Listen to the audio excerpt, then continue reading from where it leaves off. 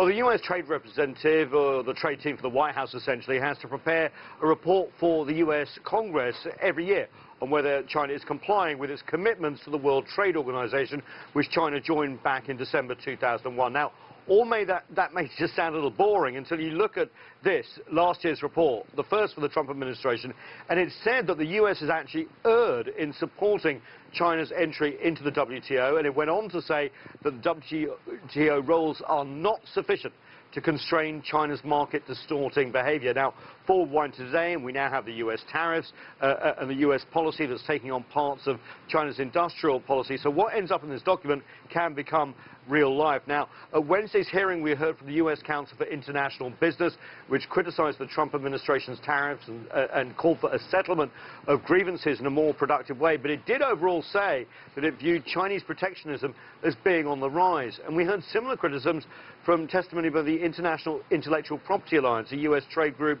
representing over 3,000 companies in the creative and entertainment industries. Though it did say they saw some positive developments, they said they're the exception. We also heard from the US aluminum industry talking about Chinese overcapacity. Representatives did admit, though, that their businesses have been doing very well recently, despite allegations of Chinese dumping of aluminum. They said strong demand from the auto sector was the main reason. And then we heard from Professor Bo Yi from China's Southeast University, who tried to demonstrate that foreign companies, when they have complaints, can and do bring them to the people's court system in China.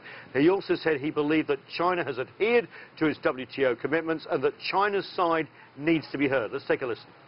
For the USTR's officers, they will not only listen the American companies or associations' prospective review, they should listen our China's scholars' view of China's commitment to WTO. What effect will these hearings have on the 2018 report to Congress, and do we see any shift in policy towards China and the WTO?